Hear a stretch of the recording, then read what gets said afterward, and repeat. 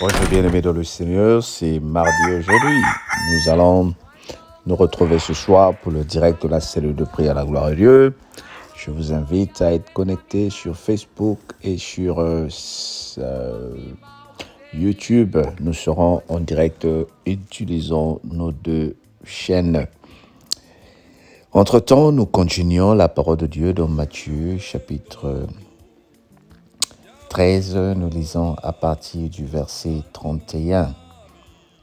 Il leur proposa une autre parabole et leur dit : Le royaume des cieux est semblable à un grain de sénévé qu'un homme a pris et sémé dans son champ. C'est la plus petite de toutes les semences. Mais comme il a poussé, il est plus grand que les légumes et devient un arbre de sorte que les oiseaux du ciel viennent habiter dans ses branches. Il leur dit cette parabole : Le royaume des cieux est semblable à du levain qu'une femme a pris et a mis dans 3 mesures de farine jusqu'à ce que la pâte soit toute levée. Jésus dit à la foule toutes ces choses en parabole, et il ne parlait point sans parabole, afin que s'accomplisse ce qui avait été annoncé par le prophète. J'ouvrirai ma bouche en parabole. Je publierai des choses cachées depuis la création du monde. Alors il envoya la foule et entra dans la maison. Ses disciples s'approchèrent de lui et lui dirent : Explique-nous donc la parabole du livret de champ. Il répondit : Celui qui sème la bonne semence, c'est le Fils de l'homme. Le champ, c'est le monde. La bonne semence, ce sont des fils du royaume du royaume.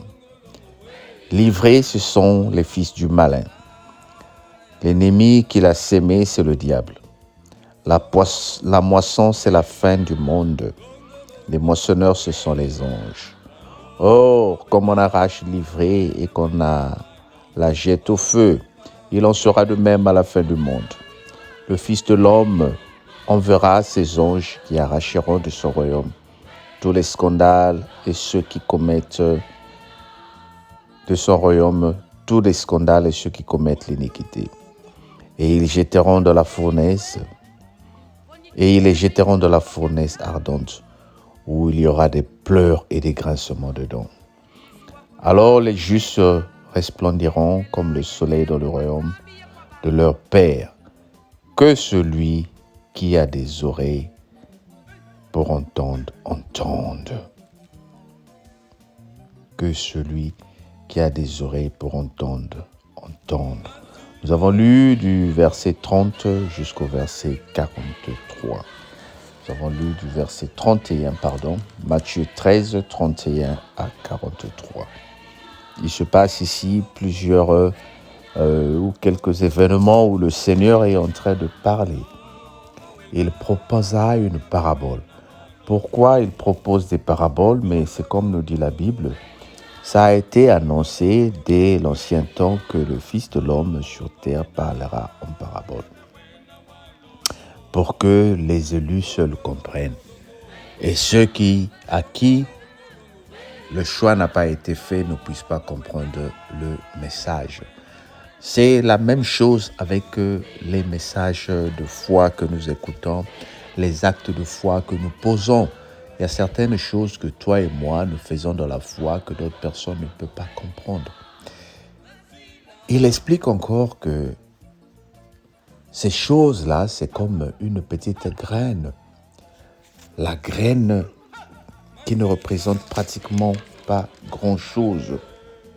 Il dit, la graine de sénévé est une petite graine. Elle est vraiment petite. Tu peux Google ou chercher, tu vas voir sur les images, c'est une petite graine comparée à la graine, par exemple, de maïs.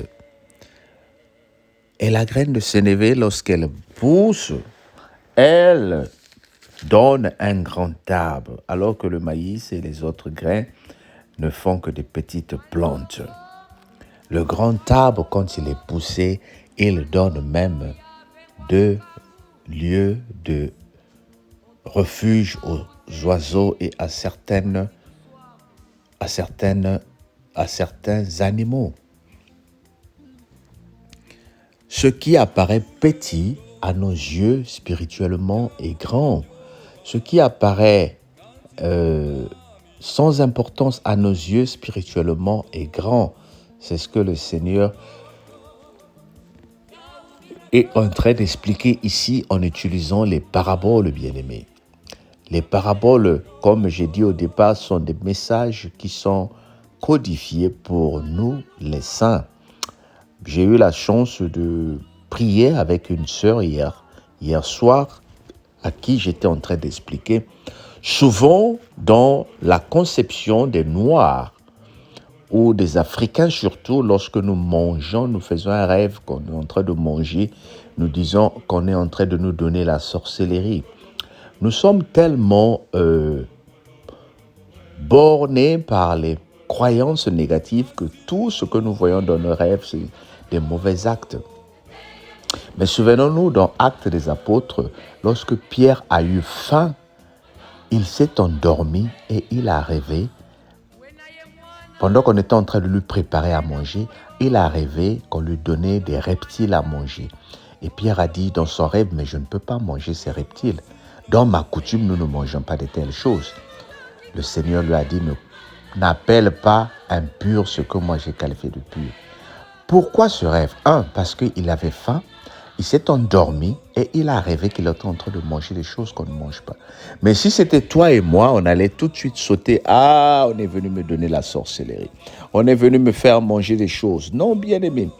Le discernement des Écritures ou des choses divines, il faut le voir dans la prière. Il faut le voir dans la méditation. À Pierre, le Seigneur est en train de lui montrer, n'appelle pas impur, parce que le Seigneur le préparait à l'amener vers un peuple qui était pas digne de recevoir la parole de Dieu. Faire un rêve où tu es en train de faire certaines choses ne veut pas dire que automatiquement, par exemple, tu fais un rêve parce que tu es en train de sauter automatiquement, tu es en train de devenir sorcier. Tu es en train de manger, ça veut dire qu'on est en train de te donner la nourriture spirituelle. Non. À Pierre, le Seigneur lui a expliqué que ce que tu es en train de voir, parce que le Seigneur a utilisé sa situation. Le Seigneur nous utilise dans des situations où nous sommes bien-aimés. Tu peux être célibataire et le Seigneur commence à te montrer les rêves où tu es en train de te marier, mais par exemple avec des personnes qui sont déjà mariées. Alors, qu'est-ce que tu vas dire? Qu'est-ce que tu vas dire? Alors là aussi, je te mets à défi. C'est une explication spirituelle. Ça peut te dire que le Seigneur veut te préparer, que tu vas te marier, mais attention aux hommes mariés. Ne sois pas attiré par des hommes mariés. Sois prudent ou sois prudent et attends ton tour. Donc, il y a beaucoup d'explications. J'ai promis à cette sœur-là, avec qui j'ai prié hier soir, que je vais commencer à faire des enseignements pour que nous, surtout en 2023, l'année où nous appelons l'année de la productivité, pour que nous sortons un peu de la négativité ou de la conception négative que nous avons. Pour nous, les Noirs, tout ce que nous voyons, c'est de la sorcellerie, c'est de la magie. Je me souviens à l'époque, quand j'étais au lycée, nous avons un professeur russe qui était en train de nous expliquer.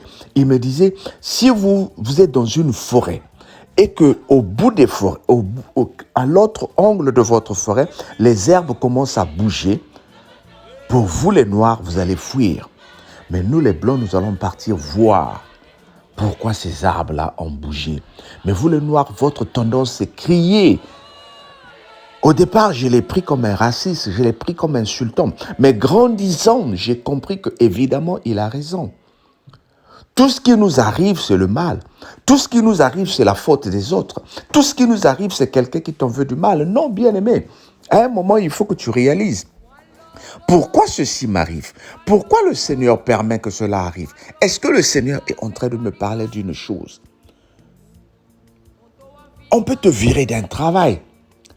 Parce que le Seigneur a vu qu'il est temps que toi, tu commences à occuper les postes que tu mérites dans ta vie. Mais tellement tu es resté longtemps dans ce travail, le Seigneur ne voit pas une autre façon d'ouvrir une autre porte pour toi. Maintenant, il crée une situation où expressement, on va te virer.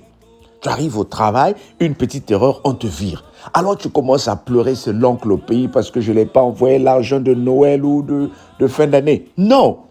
Mais c'est le Seigneur qui a pu créer cette situation-là pour que toi, tu commences à voir. Oui, on m'a viré, mais au fait, j'ai travaillé dans cette entreprise pendant 15 ans en tant que chauffeur. Mais moi, j'ai fait des études au pays, par exemple, d'économiste. Ok, je vais voir un peu mes diplômes pour chercher le travail. Et en essayant, tu te retrouves directeur ou directrice d'une banque. Mais entre-temps, tu as passé 15 ans en train de faire le chauffeur. Je ne dis pas que le chauffeur est mauvais. Je ne dis pas que le travail que nous faisons dans la vie, quel que soit le travail que tu occupes, c'est bien. Mais je donne ces exemples pour nous faire comprendre que quand quelque chose nous arrive, bien-aimé, une maladie ou une situation négative, comprenons que notre Dieu est un Dieu de parabole. Amen. Oh, dis Amen. Notre Dieu est un Dieu de parabole. Il utilise des situations pour te parler. Alors quand ces situations-là arrivent, si toi tu commences à aller rentrer dans le monde de négativité, où tu penses que ce sont les autres qui sont à l'origine de tes malheurs, tu es en train de perdre le temps et le Seigneur va dire, ce n'est pas cette personne-là, elle ne comprend pas ce que je veux. Certains d'entre nous sommes passés à côté de ce que le Seigneur voulait faire pour nous. Pourquoi? Parce que le Seigneur voit que nous sommes déjà concentrés sur la négativité. Bien-aimé, pour que tu vives l'année de la production, il faut commencer à négliger le mal. Je ne prêche pas qu'il n'y a pas le mal dans la vie. Il y a le mal, mais multiplie ce mal-là par 1000. Multiplie ce mal-là par 0, pour que ce mal disparaisse de ta vie. Et commence à multiplier le bien par 1000. Pense positif. Oh, dis avec moi cette année qui commence, je vais penser positif. Raisonne positif. Arrête d'accuser les autres. Arrête de suspecter les autres. Toi, occupe-toi seulement de toi. Et souviens-toi, comme j'ai dit la semaine dernière, que tu as un Jésus qui te protège. Le reste, laisse entre les mains de Dieu. L'année 2023, l'année de la productivité. Seulement pour les gens qui sont positifs. Si tu vas continuer à être négatif, à accuser les gens de tous les maux, dans 10 ans, tu te retrouveras dans la même situation. Mais si tu commences à voir positif, dans 1 an, à la même période l'année prochaine, tu surprendras les gens. Sois béni au nom de Jésus. Amen.